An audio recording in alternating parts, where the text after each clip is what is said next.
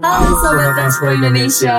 Selamat pagi, selamat siang, selamat sore, dan selamat malam untuk Sobat Transport Indonesia yang ada dimanapun. Nah, nih ya dok, sebagai kaum mendang-mending, pelari culture dan orang-orang muda yang FOMO in a good way, di kegiatan lari akhir-akhir ini banyak banget Gen-Z ikut lari di Bundaran HI, di GBK, ya banyak lah pokoknya semua langsung pada beli sepatu lari atau gimana gara-gara FOMO itu. Nah tapi ya, aku dengar nih kemarin katanya kalau misalnya kita lari pagi, lari subuh itu katanya kita bisa dapat pneumonia. Itu beneran nggak sih? Ya, terima kasih Chloe. Nah ini Sobat Transport ini kelihatannya mitos ya, mitos. Ya. Nah jadi pneumonia itu tidak berkaitan dengan lari pagi, tidak berkaitan dengan lari subuh. Ya.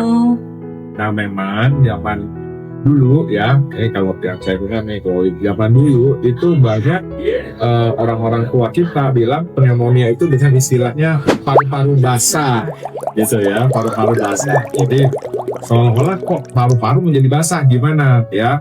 Ya istilah ini mungkin kurang tepat. Karena kalau pneumonia itu penyebabnya apa? Infeksi. Paru-paru. Oke.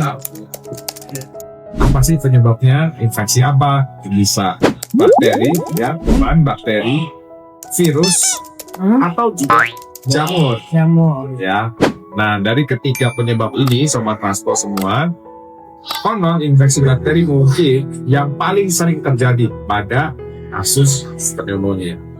Oke. Nah, siapa aja range usia berapa yang lebih rentan untuk dapat penyakit pneumonia ini dok? Ya. Nah, Sobat Transport Indonesia semua, dimanapun Sobat Transport Indonesia berada, pneumonia ini rentan untuk usia anak dan usia tua.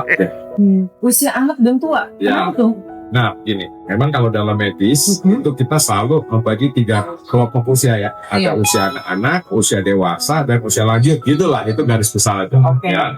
Nah, yang sering kena atau yang rentan terkena pneumonia itu yang usia anak-anak dan usia lanjut. Kenapa? Karena pada 2 kelompok individu ini adalah kelompok individu yang daya tahan tubuhnya, status imunnya relatif lebih rendah dibandingkan dengan yang usia dewasa. Nah, kalau pada orang yang berada di kelompok usia dewasa terkena pneumonia, maka kita harus cari kemungkinan sebab yang lain yang bisa memang menurunkan status imunnya. Misalnya, ya, ada orang usia dewasa yang mungkin pernah kencing manis tidak terkontrol, atau ada penyakit-penyakit kronis ya, misalnya gagal ginjal kronis, penyakit ketik kronis, atau mungkin yang autoimun misalnya menggunakan obat-obat penurun imun ya, atau imun supresan misalnya ya. Nah, ini kelompok orang dewasa yang seperti ini rentan terhadap pneumonia. Tapi secara kelompok usia memang anak-anak dan usia lanjut itu lebih rentan pneumonia. Tapi kan kayak penyakit HIV atau kayak kencing manis itu kan kayak jauh nggak sih dari paru-paru? Ya. Tapi kok bisa juga? Ya, karena memang penyakit-penyakit ini menurunkan daya tahan tubuh kita. Ya, daya tahan tubuh kita. Nah, mungkin Sobat Transport Indonesia sedikit ya, ini sedikit saya kasih ilustrasi.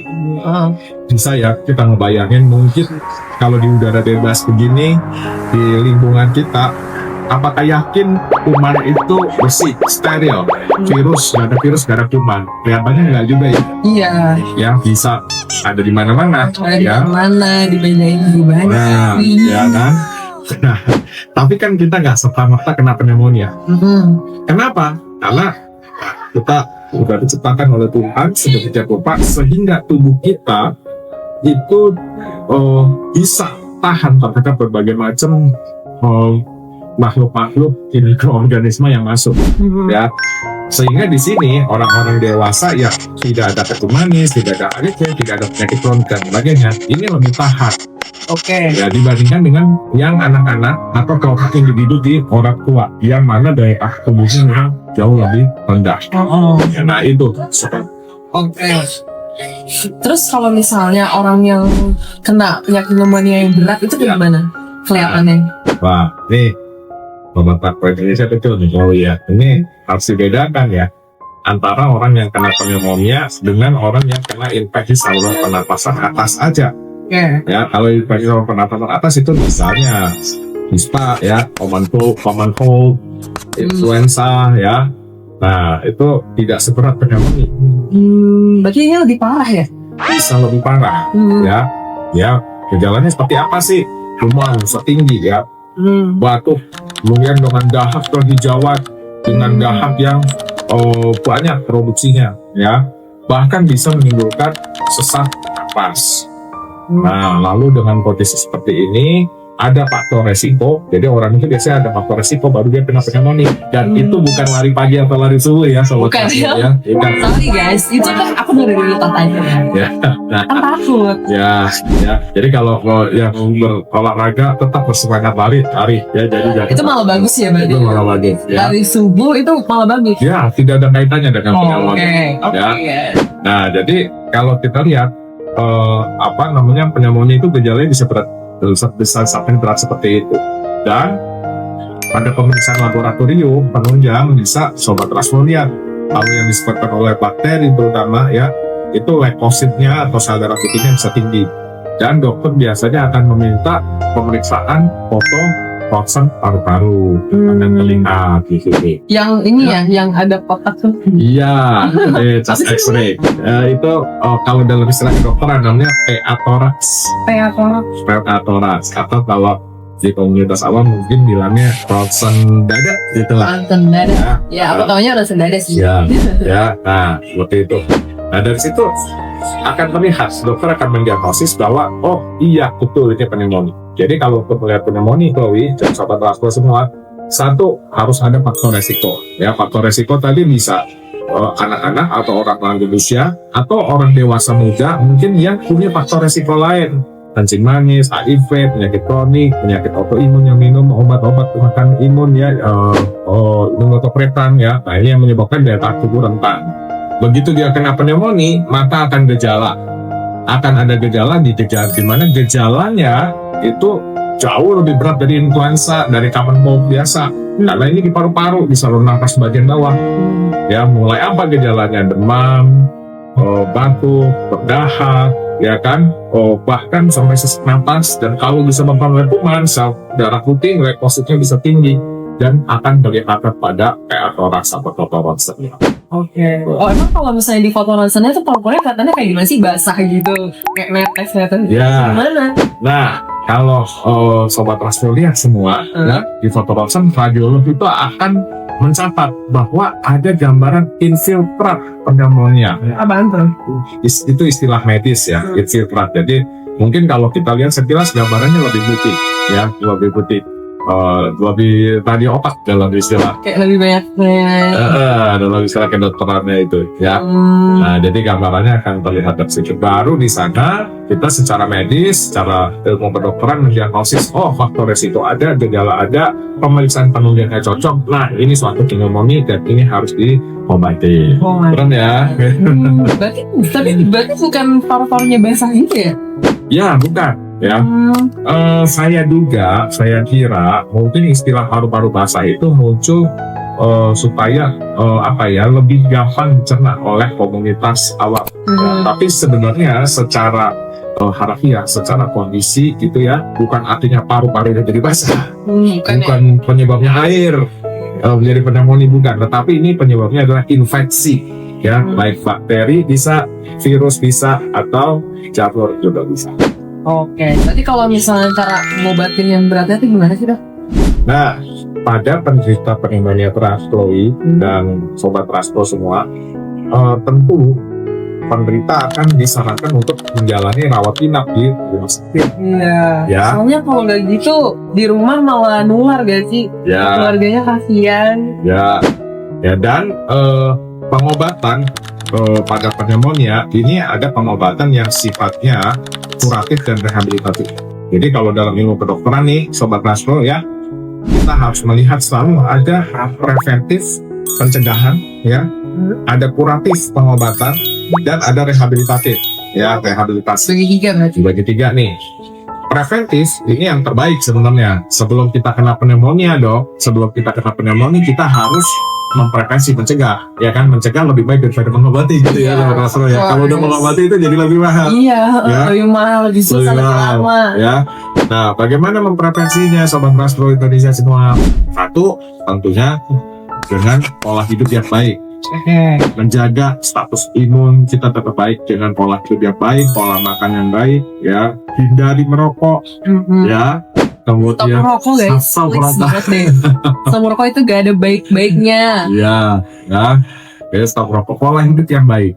Kemudian, Vape juga sama ya? betul. Oke, Ya. rokok and vape both not good guys. Ya, stop dari. Lalu, bagaimana nih worst come to worst kalau memang kita kena pneumonia, ya? Nah, ini harus diobati. Pergi ke dokter, dinilai ini suatu pneumonia apa bukan. Kalau iya ini suatu pneumonia, kalau kita bicara kuratif, maka pengobatannya bisa simptomatik dan konsumtif. Oke. Ya, pengobatan simptomatiknya apa? Ya, itu yang mengurangi gejala. Misalnya kalau pasiennya demam, kita kasih obat demam. Kalau pasiennya batuk, kita kasih obat batuk. Pasiennya sesak napas, ya kita kasih oksigen, kita support, gitu kan. Dan ada pengobatan kausatif. Ya kalau dia penyebabnya bakteri atau kuman, memang harus konsumsi antibiotik pada akhirnya. Ya. Nah, kemudian yang ketiga itu adalah pengobatan yang rehabilitatif. Rehabilitatif itu adalah misalnya fisioterapi. Kalau pada orang tua ya, Sobat Rastro Indonesia, itu bisa juga jadi problem. Kenapa? Karena orang tua refleks pengeluaran dahaknya, refleks batuknya juga berkurang. Nah, padahal refleks pengeluaran dahak, refleks batuk, ini sebenarnya salah satu mekanisme tubuh, bro. Bukan kalau udah tua mau sih kayak gitu. Ya, Pentas deh. betul. Tapi dahaknya, kenapa orang tua lebih batuknya lebih forcing, lebih maksa? Karena dia susah keluarin dahak. Iya sih. Ya, Lebih kencang kayak maksa gitu sih. ya, Kedengeran juga. betul. Nah, maka pada orang-orang tua misalnya yang terkena pneumonia bisa terjadi suatu kondisi refleksi sputum namanya. Apa tuh? Refleksi sputum itu suatu kondisi sputumnya sangat kental, dahaknya sangat kental, susah dikeluarkan. Ya, padahal ini jadi media pertumbuhan kuman yang baik. Nah, ini harus direhabilitasi. Dia harus dikasih fisioterapi. Ya, dia harus dikasih latihan-latihan fisioterapi supaya dia lebih gampang mengeluarkan dahak. Nah, jadi ini pengobatannya seperti itu kira-kira. Kalau misalnya biar dahaknya keluar tuh minum air gitu membantu nggak? Ya, Chloe. Nah, sebenarnya kalau minum air putih untuk pengeluaran dahak sendiri, misalnya belum pasti ya membantu. Walaupun sebenarnya Sobat Rastro Indonesia nggak boleh kekurangan air. Iya, tetap Ya. aja lah. Kalau aja nggak Mau boleh sakit nggak sakit dehidrasi. nggak boleh dehidrasi ya guys. Ya. Tapi bahwa air putih itu mengurangi dahak belum ada bukti di situ. Air hangat? Sama ya, sebenarnya belum terbukti. Tapi kalau untuk mengeluarkan dahak ya, obat-obat simptomatik untuk mengeluarkan dahak itu biasanya kita kasih obat-obat mukolytik atau obat pengencer dahak. Ada obatnya ya? Ada obatnya. Oke. Ya kalau gitu sih sudah sangat terjauh banget ya kalau misalnya lari pagi itu nggak Ya. menyebabkan pneumonia guys. Ya, Oke, paling udah kita segini dulu ya. ya. Ya. Baik. Terima kasih Sobat Rastro Indonesia sudah menonton di episode pneumonia ini. Saya Chloe. Saya Dr. Ronald Wiwanto. Maju terus untuk Indonesia yang lebih sehat dan sejahtera. Bye bye.